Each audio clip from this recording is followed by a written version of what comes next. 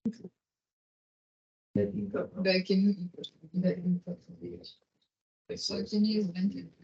tai galim pradėti tada mūsų pamoką.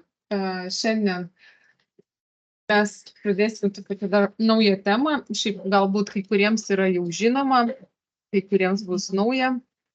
Tai šiandien mes kalbėsim apie kinematografinę juostą, tai yra Black Bars. Black Bars jums jau yra girdėtas ir jau yra žinomas, ne tas dalykas, tikrai žiūrėjot, kaip žiūrite filmus, mato tas Black Baris, jo, tai šiandien turėtume truputį pakalbėti apie kokie būdai yra, nes tai, kad žinot, kai kurie kaip ką daryti, bet yra labai skirtingų būdų, kaip tas Black Barus padaryti. Tai kas yra Black Baras, tai yra kinematografinė būtent juosta, kuri yra 16:9 formato. Tai yra norint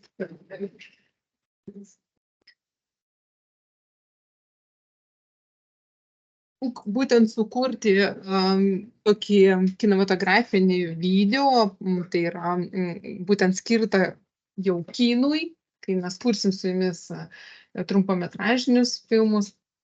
Dėl reklamų tai 50-50. Kai kurie naudoja, kai kurie ne. Bet dažniausiai reklamose irgi nėra.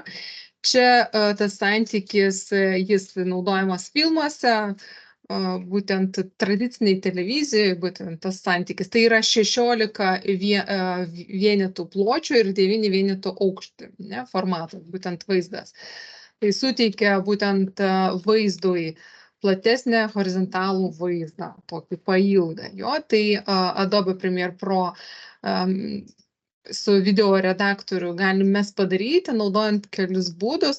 Čia aš įkėliau jums dar ir kitų galimybių, ne, tai vat 16:9, dar yra 21:9 santykis, 4:3 senovinis senovinių TV laidų, būtent būdavo taip 1:1, tai Instagramas ir Facebookas, ir 9:16 eina jau socialinių tinklų, būtent filmuojamas vaizdas ir keliamas į soc tinklus. Čia labai įdomi pamoka, bet ten yra grinai paaiškina, bet labai įdomiai radau. Tai yra tam, kad galbūt suprastumėt, kad 16:9 tai 16 kvadračiukų horizontaliaus ir 9 vertikalaus, ne? Tai tiesiog ten labai įdomiai paaiškina, tai kas turėsit laiko, bet šiaip visi norėčiau, kad jūs tiesiog peržiūrėtumėte, ne? Ir čia santykis, paaiškintas santykis šitų būtent parinkčių.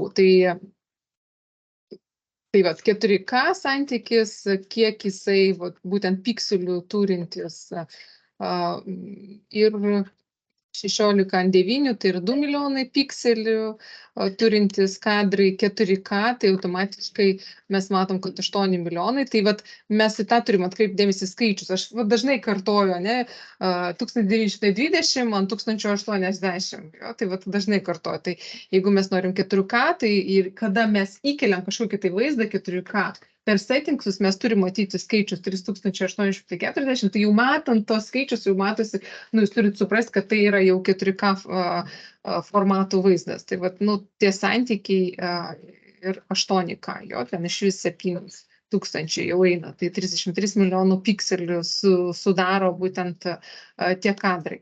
Tai va, tai čia... Kokiais filmuojant 8K? Jo, filmuoju. Tikrai filmuoju, bet reikia kurti proxy failus automatiškai, kad premjeras nelagintų ir kad būtų tiesiog lengviau montuoti. Jo.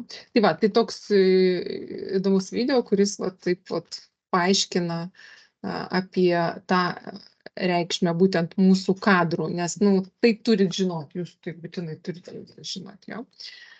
Tai va, tai dabar jeigu grįžtant į mūsų Black Barų, būtent kinematografinį juostą, tai būdų yra tikrai skirtingų.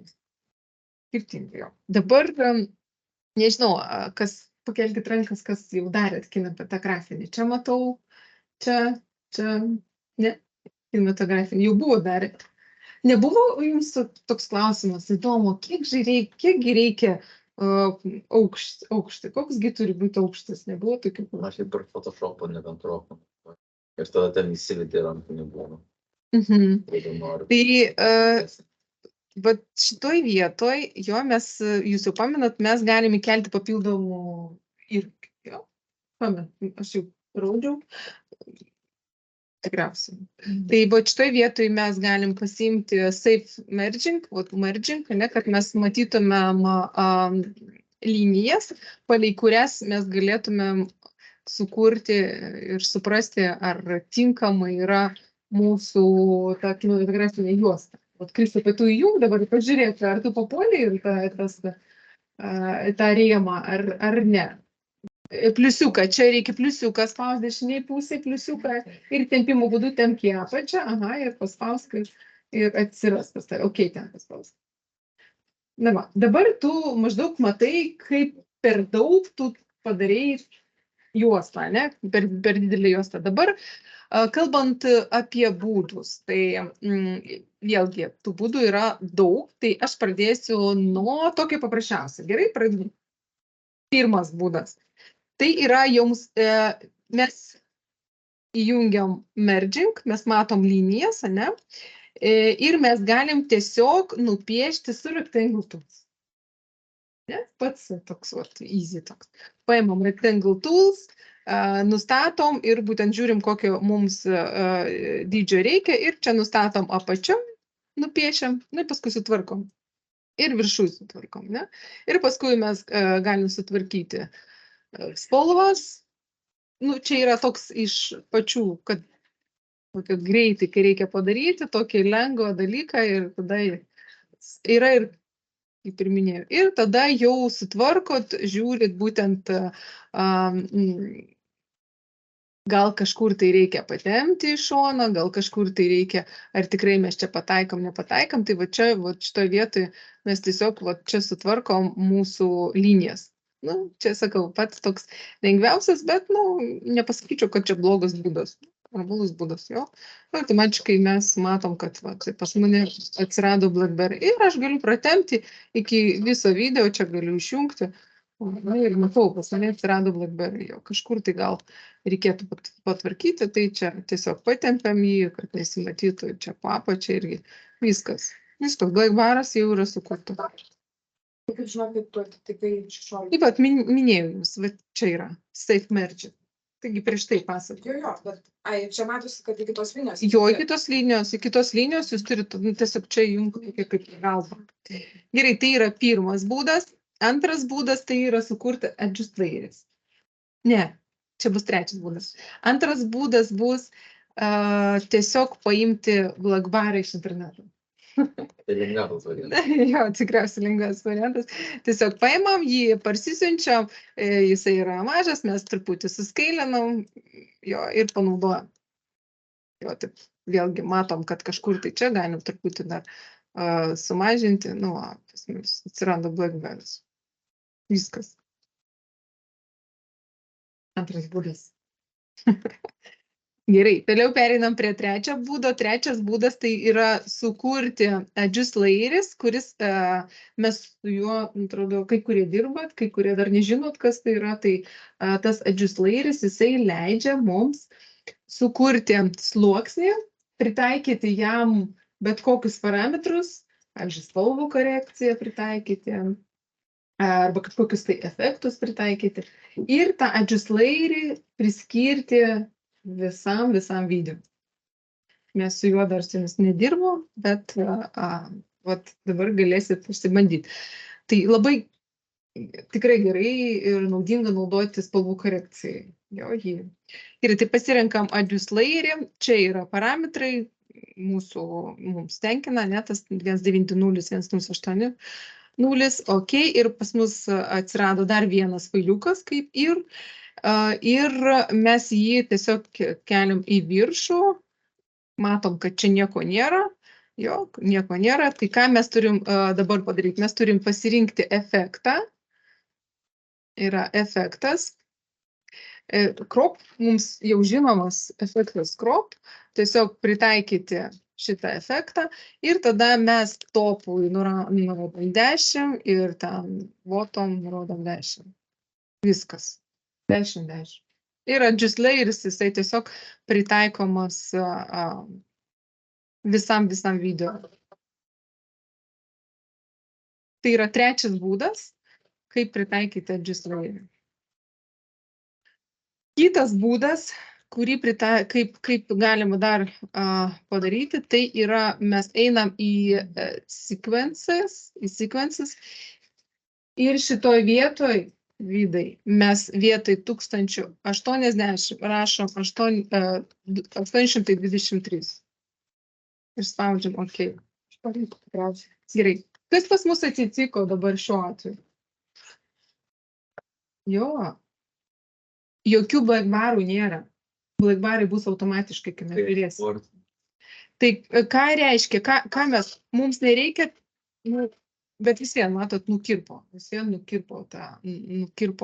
mūsų video ir jau kažkoks tai korekcijas mums taip ir taip reikia. Bet čia mes nematom tų blackbarų, mes matom, kad jis tapo pailgas. Jeigu ką, aš video pamoką filmuoju, nereikia ją filmuoti. Bus įkelta į Moodle aplinką. Tai jeigu žinai, kad iš karto naudoja blackbarus, nebūtų paprasčiau, kai kuri iš karto užsirašyti tuos. Jeigu iškart žinot, kad jums reikės blackbarų, darom ten trumpametražinį filmą, tai iškart einam sukuriam, netgi galima sekvenciją sukurti, pasirink sekvenciją ir padaryti tam tikrus nustatymus per sequence. Šitoj vietoj irgi reikėtų būtent pasigilinti, čia reikėtų paieškoti, turėtų būti, bet aš asmeniškai čia nenaudoju, reikia dar peržiūrėti ar per sekvenciją, bet tada paimam sekvenciją, einam į settingsus ir tiesiog per sequences mes jau nustatom rankiniu būdu, per custom nustatom, kad mes 823 naudosim ir OK. Ir mes sukursim sekvenciją, naują visiškai sekvenciją, kur aš, pavyzdžiui, dėsiu kažkokį tai video, ir čia, pavyzdžiui, turiu. Ir kaip existing. Ir viskas, ir man visas video sukurtas. 5, nebūdas. Per sekvenciją dar padaryti. Ir automatiškai. Gerai. Ir dabar kitas būdas dar, bet čia dabar atsinaujino man, jau dabar aš premjerą turiu 24, nes pas mane automatiškai update'as, nes aš turiu cloudą ir vis vien kažkas tai keičiasi. Dabar AI integravusi į mano naują premjerą, nes 24, apie AI aš pasakosiu jums truputį vėliau, kas čia yra naujo, bet va dabar kaip dar galima eksportuoti be, kad būtų BlackBerry, tai per eksport. Per eksport mes tiesiog va čia, kur video parametrai, kur gvidai, per video parametrai, tai šitoj vietoj galima irgi nustatyti, jo gvidai, galima čia nustatyti, moki, kaip čia reikia. Tai čia customs. Kas tai kaip? Čia dažniausiai blackbarus užimti ir čia nežiūrint. Tai aš turiu visus būdus pasakyti. Tai va, tai kaip šitas būdas naudojamas, gvidai vienakis. Kodėl? Jeigu tu žinai, pabūk mentorystę irgi, tai papasakok mentorių, papasakok, kaip tu naudoji čia blackberus, ką tu pasirinki. Pat paskutinį. Šitą? Custom. Ir? Šitą, ne? Atskaičiu, aš nežinau. 823. Tai per custom mes pasirenkam ir parenkam automatiškai čia parinkti jo ir keičiam.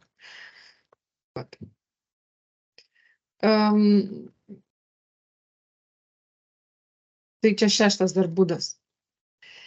Gvidas pasakė, kad taip dažniausiai daro, bet aš gal galėčiau pasiginčyti šito klausimo, nes tu supranti, kada tu eksportuoji Bet tu įsivaizduok, kiekvieną tau failą reikia peržiūrėti, kažkur tai galvą nukirsta, kažkur tai tekstą nukirsta. Tai tu negali per eksportinti, iškart eksportinti su flagberais. Tu turi nustatyti čia, pažiūrėti kiekvieną kadrą, kur kam ką nukirsta yra, sutvarkyti tą kadrą ir tik paskui eksportuoti. Gal aš klystu? Gali mane... Tai va, aišku, atsinaujina premjerai, atsiranda naujų dalykų, tikrai nieko negaliu pasakyti, gal kažkur tai čia per eksport atsinaujina, kad susitraukia, bet jis logiškai negalėtų susimažinti, nes tada tas vaizdas būtų toks jau kitoks. Tada nerodyti būtų labai keistai. Nu tai va, dėl to jisai tiesiog uždeda ant viršaus ir nukirsta, nuima būtent tam tikrą vaizdą, ne? Tai va, netgi į šitą vaizdą mes galim pažiūrėti, jau norisi, būtent šitą kadrą norisi pakelti viršų. Jo, per daug viršaus. Tai va, tai kaip skaitasi, kad kiekvieną kadrą mums tada reikia peržiūrėti, pakelti, o čia per eksportą tai mes jau tik eksportuojam. Tai jau čia galutinis rezultatas per o viską darom per edit. Tai va, tai 5 būdai ir 6 būdus aš jums papasakau, kaip jūs pasirinksit, tai jau yra jūsų sprendimas. Nepasakysiu, kad tas sprendimas blogas, geras, kaip jums patogiau būtent dirbti būtent su blackbarais. Tai va, tai aš noriu, kad jūs šiandien pabandytumėt tiesiog į jūsų turimą video, kurį jūs jau sukūrėt šiandien darėm. Įkelti, padaryti blackbarius. LR Seimui, bet ne tik įmesti, sutvarkyti kiekvieną kadrą, kad nenukirstų kažkur. Viskas. Ir viskas. Taip, pabandykit.